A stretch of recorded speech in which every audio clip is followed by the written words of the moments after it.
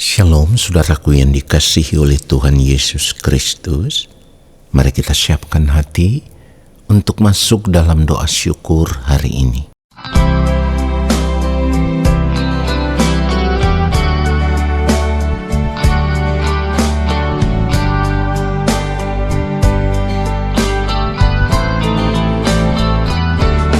Dengan apakah seorang muda mempertahankan kelakuannya bersih dengan menjaganya sesuai dengan firman-Mu.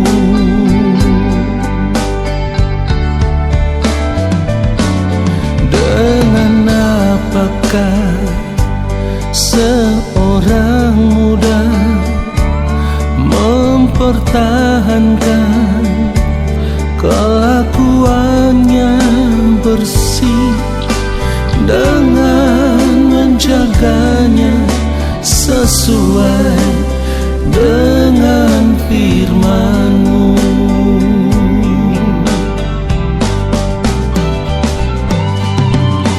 Dalam hatiku aku menyimpan janji-Mu, supaya aku jangan berdosa terhadap Engkau.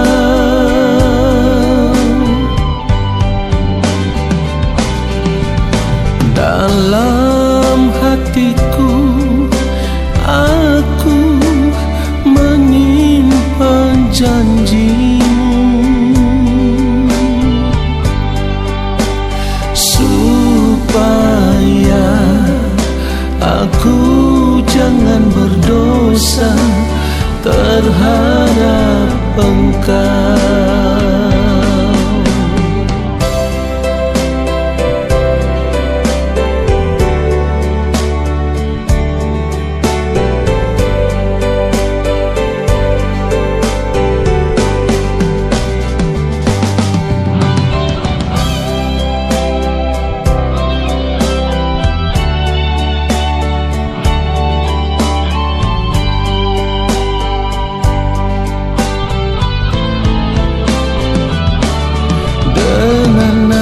Apakah seorang muda mempertahankan kelakuannya bersih dengan menjaganya sesuai dengan firman-Mu.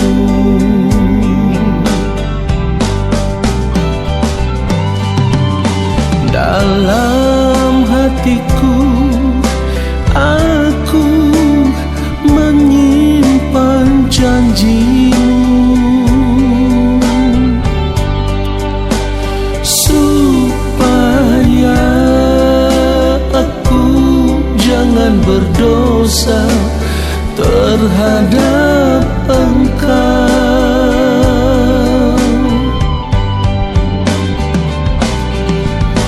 Dalam hatiku aku menyimpan janji-Mu, supaya aku jangan berdosa terhadap Engkau. Supaya aku jangan berdosa terhadap Engkau.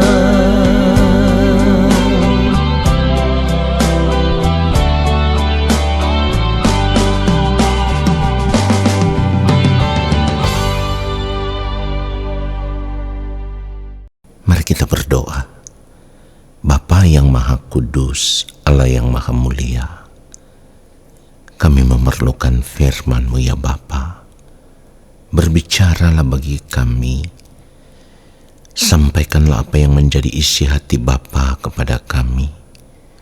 Allah Roh Kudus, ajar kami untuk mengerti setiap kebenaran firman yang kami dengar, supaya oleh firman-Mu itulah kami diubah, kami dibaharui, kami dibentuk menjadi pribadi seperti yang Engkau kehendaki, ya Allah. Di dalam nama Tuhan Yesus Kristus, kami berdoa dan kami siapkan hati untuk menerima firman Tuhan saat ini. Amin. Saudaraku yang dikasihi oleh Tuhan Yesus Kristus, satu hal yang harus benar-benar kita sadari. Kematian itu adalah kepastian. Ini harus kita sadari. Karena apa? Karena sejak pertama ketika manusia jatuh di dalam dosa, ketika manusia melanggar perintah Allah, karena manusia memakan buah dari pohon pengetahuan tentang yang baik dan yang jahat, yang sudah dilarang oleh Allah. Tindakan itulah yang membuat manusia jatuh ke dalam dosa. Akibat dosa itulah manusia akan mengalami kematian. Saudara perhatikan itu. Kejadian pasal 2 ayat 16 ayat 17 dikatakan, lalu Tuhan Allah memberi perintah kepada manusia, semua pohon dalam taman ini boleh kau makan buahnya dengan bebas. Ayat 17, tetapi pohon pengetahuan tentang yang baik dan yang jahat itu janganlah kau makan buahnya, sebab pada hari engkau memakannya pastilah engkau mati. Perhatikan kalimat terakhir dari ayat 17, sebab pada hari engkau memakannya pastilah engkau mati. Perhatikan itu saudaraku. Jadi di sini kita bisa mengerti kematian itu adalah satu kepastian. Dan ketika waktunya telah tiba, tidak ada seorang pun yang bisa menolak. Kalau kematian itu satu kepastian yang tidak bisa ditolak dan tidak bisa dihindari oleh siapapun, maka kita harus benar-benar sadar saat ini kita semua sudah berada di dalam barisan atau di dalam antrian menunggu waktu kematian itu tiba. Sebagai orang percaya kita mengerti akan hal ini. Oleh karenanya kita harus mempersiapkan diri kita. Kenapa saya katakan kita harus mempersiapkan diri kita? Supaya ketika waktu itu tiba, kita tidak pernah takut menghadapi kematian. Sebab kita tahu justru di balik kematian itulah kita akan masuk kepada kehidupan yang sesungguhnya. Nah, persoalannya adalah di balik kematian itulah kita harus berdiri di hadapan Tuhan untuk mempertanggungjawabkan perjalanan hidup kita di dunia ini. Ini yang harus benar-benar kita sadari, supaya ketika kita berdiri di hadapan Tuhan, kita benar-benar ada di dalam keadaan yang kudus, keadaan yang berkenan, supaya kita dipandang layak untuk diterima di dalam kerajaan Allah Bapa di sorga. Kita harus benar-benar serius memperkarakan akan hal ini. Tadi saya katakan kita harus mempersiapkan diri. Saudaraku, saya ulang sekali lagi, kita harus mempersiapkan diri.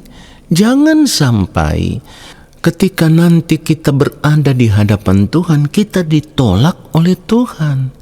Seperti apa yang dikatakan di dalam Matius 25 ayat 41. Dan ia akan berkata juga kepada mereka yang di sebelah kirinya, enyahlah dari hadapanku, hai kamu orang-orang terkutuk.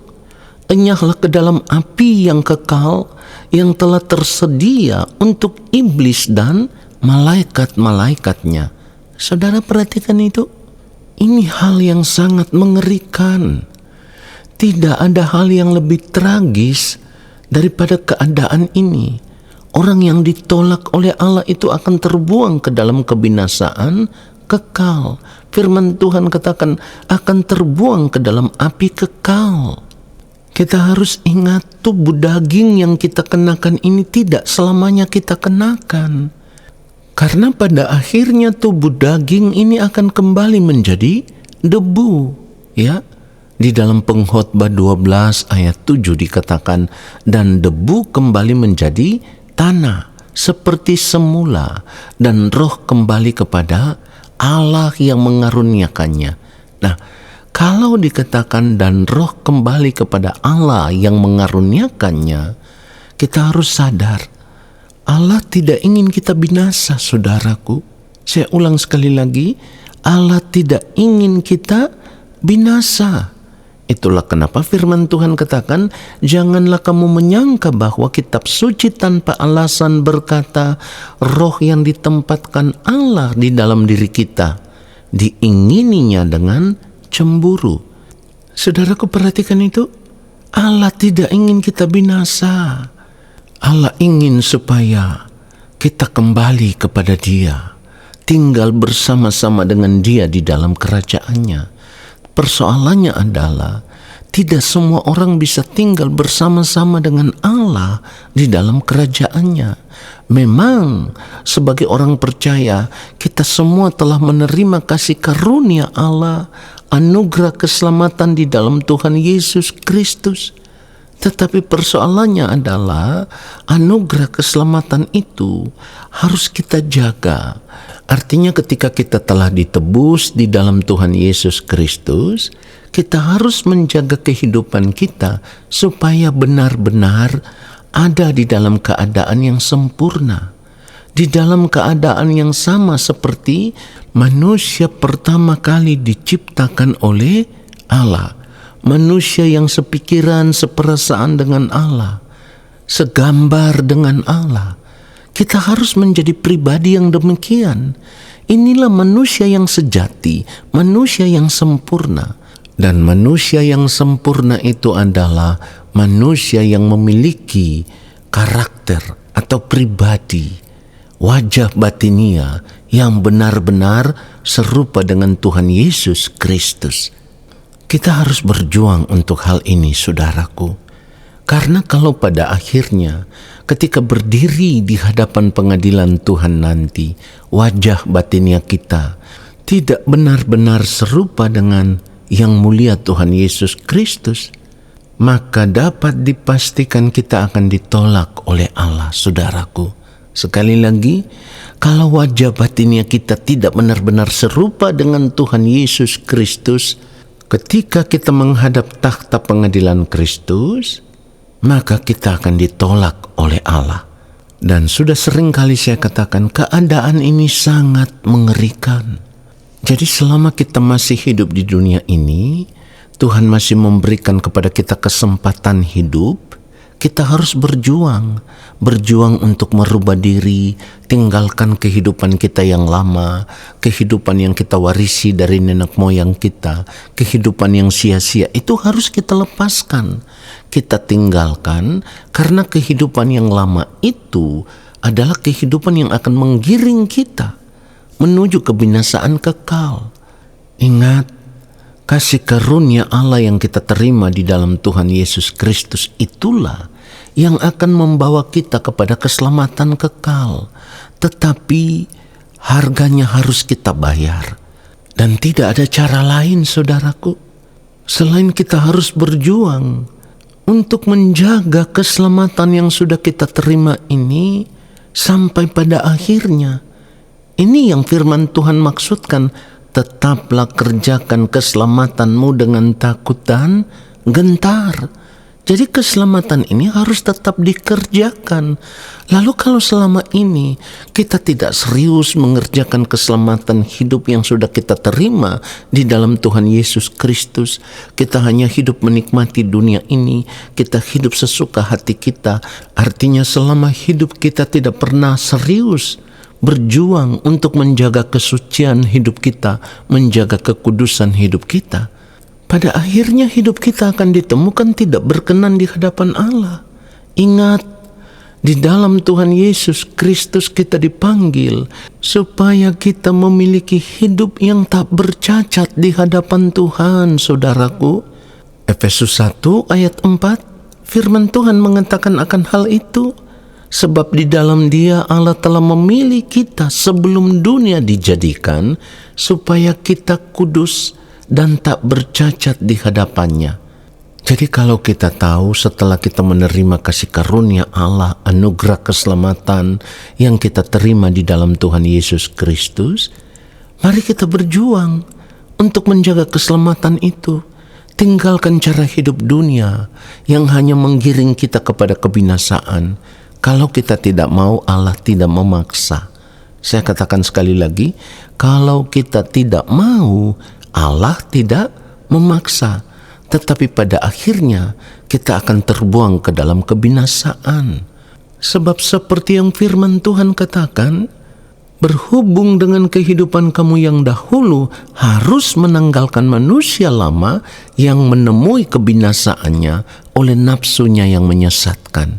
Jadi ingat, kalau kita masih hidup mengikuti hawa nafsu diri, mengikuti keinginan diri, yang semuanya itu dipenuhi dengan keinginan-keinginan daging, maka hal itulah yang akan membuat hidup kita tidak berkenan kepada Allah. Dan kalau kehidupan kita tidak berkenan kepada Allah, kita akan ditolak oleh Allah. Saudara, mari kita berubah sebelum terlambat. Saya ulang sekali lagi, kematian itu satu kepastian. Oleh karenanya kita harus memperkarakan akan hal ini. Di balik kematian nanti kita berada di mana? Berada di rumah Allah Bapa di sorga, atau terbuang ke dalam api neraka. Biarlah kebenaran firman Tuhan ini menyadarkan kita semua. Amin. Mari kita berdoa, saudaraku. Yang Maha Kudus Allah Bapa kami yang ada di dalam kerajaan sorga, sungguh kami disadarkan oleh firman-Mu. Ya Bapa, kami mau berubah. Kami mau meninggalkan kehidupan kami yang lama. Kami mau berjuang untuk menjaga kesucian hidup kami, supaya ketika waktu-Mu tiba bagi kami, hidup kami ditemukan layak dan berkenan di hadapan-Mu ya Allah. Kami merindukan rumah-Mu ya Tuhan. Allah Roh Kudus, pimpin kami ke dalam seluruh kebenaran, supaya kami mau hidup hanya untuk melakukan kehendak Bapa di sorga di sepanjang umur hidup kami. Terima kasih Bapa untuk firman-Mu. Saat ini kami mengangkat tangan di hadapan Bapa di sorga. Kami percaya Engkau akan menurunkan tangan dan memberkati hidup kami. Saudaraku, arahkanlah hatimu tertuju kepada Tuhan dan terimalah berkat-Nya. Segala berkat kasih karunia daripada Allah Bapa di sorga, rahmat cinta kasih yang berlimpah-limpah dari Tuhan Yesus Kristus di dalam persekutuan yang manis dengan Roh Allah yang kudus, turun atas hidupmu, menyertai langkah hidupmu dan memberkati kehidupanmu sekarang dan sampai selama-lamanya. Amin.